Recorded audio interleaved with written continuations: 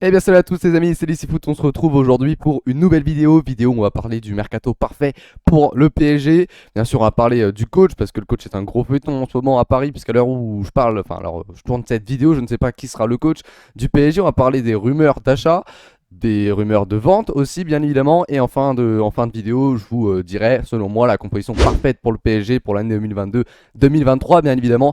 Vous n'hésitez pas à mettre votre point de vue dans les commentaires. Certains partageront peut-être le même point de vue que moi, d'autres auront un point de vue totalement différent. C'est normal.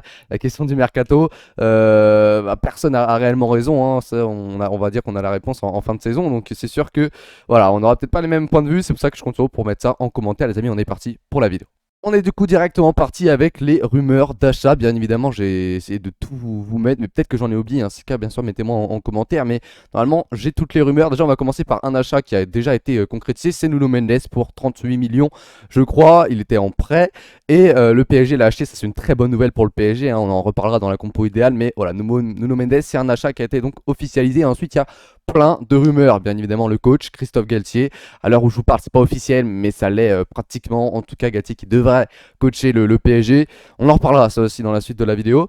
Mais voilà. Et puis pour les autres rumeurs des autres joueurs, donc on a Skriniar, défenseur de l'Inter. Grosse rumeur là aussi. Vitinha, pareil, hein, milieu de Porto, en provenance du coup de Porto pour le PSG. Grosse rumeur. Renato Sanchez qui vient du coup de Lille. Elle s'est un petit peu atténuée cette rumeur là, mais je vous la mets quand même. C'est Fofana en provenance de Lens. On a un autre joueur en provenance de Lens aussi, c'est Klose. Lewandowski, la rumeur, elle est toujours là, même si certains le voient plutôt au Barça ou même rester au Bayern. C'est quand même peu probable qu'il aille à Paris, mais je voulais le partager. C'est pareil, Dembélé aussi. On en parlait plutôt les dernières semaines. Là, pareil, ça s'est un petit peu atténué la rumeur Dembélé à Paris. Et on a Scamacca, donc l'attaquant de Sassuolo. Ça, c'est quand même une grosse rumeur. Voilà, du coup, pour les rumeurs d'achat. Et on va parler de tout ça bien sûr à la fin de la vidéo lorsque je vous ferai ma composition idéale. Les amis, maintenant les départs. Et oui, les départs bien évidemment, il faut de l'argent pour pouvoir acheter des joueurs et pas être embêté par le fair play financier. On le sait, donc il y a pas mal de joueurs qui sont cités. On a d'abord eu Neymar. Attention, prenez-le avec des pincettes les amis, ça je vous le dis juste pour que vous soyez prévenus. Il y a eu des infos comme quoi Neymar pouvait partir, mais il y en a eu aussi certaines comme quoi Neymar pouvait prolonger. Je vous dis juste ce qui s'est passé. Il y a eu certaines infos, mais honnêtement, je pense pas que Neymar va partir. Les amis, ça m'étonnerait, mais je tenais quand même à vous le dire. Et puis après, on a des rumeurs quand même un peu plus sérieuses, avec notamment le départ de Gay, le départ de Herrera, le départ de Dagba, Kurzawa, Icardi, Diallo. Ce sont des joueurs voilà, qui sont mis sur le départ, on va dire, par la direction, mais beaucoup parmi eux, notamment Icardi, notamment Herrera, qui l'ont fait savoir, veulent rester au club. La direction ne veut pas, mais eux veulent. Donc il va y avoir des négociations, bien évidemment, pour que ça se passe. Mais voilà, dans tous les joueurs que je viens de vous citer, il y en a certains qui veulent rester, d'autres qui vont devoir partir, notamment Gay. Je pense qu'il va partir sans trop d'embrouille, on va dire. Je pense que c'est un joueur qui est vraiment. Voilà, beaucoup de clubs sont attirés par ce joueur-là. Gay, je pense pas va être très embêtant, mais Herrera et Icardi, par exemple, ce sont des joueurs qui ont affiché leur ambition clairement de rester au club, alors que le club ne veut pas forcément.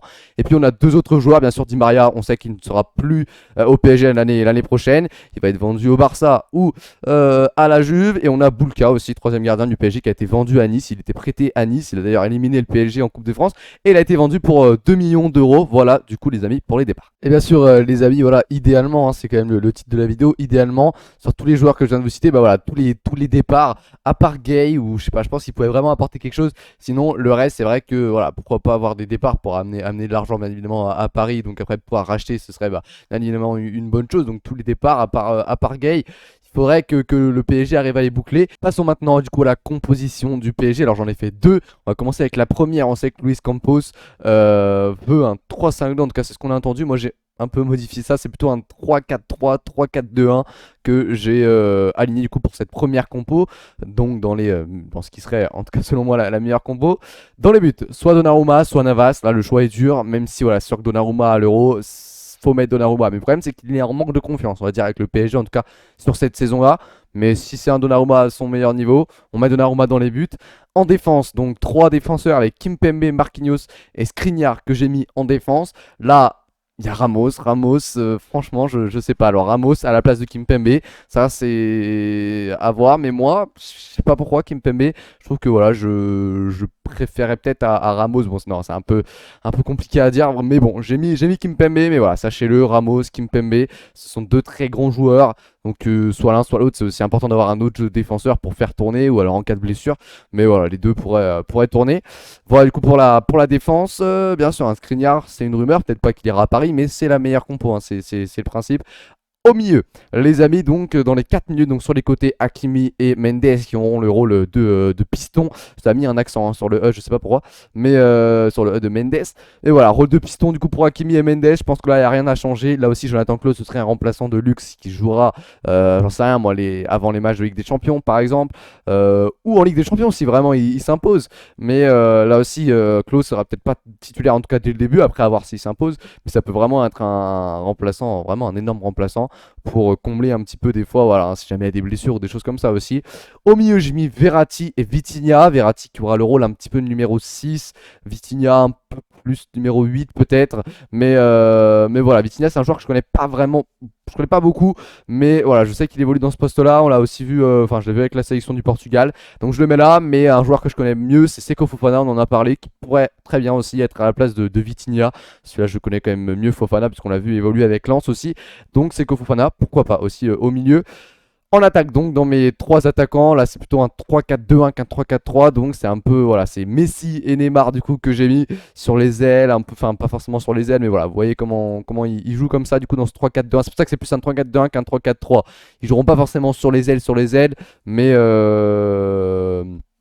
voilà, du coup, ce 3-4-2-1, Messi Neymar, derrière Mbappé, la classique, l'attaque. Là, j'ai pas mis de Scamacca, j'aurais pu, en vrai, j'aurais pu, mais bon, je pense que Messi, Neymar, Mbappé, c'est un peu compliqué de les changer. Si vraiment, si chacun ils sont à leur prime, on va dire, comme on dit, Mbappé, je me pose pas de questions, mais c'est surtout bah, Messi, Neymar. Surtout Neymar, il a des phases, j'ai l'impression, à cette année-là en tout cas. Il y a des moments où il était vraiment incroyable, le Neymar qu'on aime, et d'autres moments où, bah, limite, un autre joueur aurait été mieux, tu vois. Messi, c'est un peu pareil.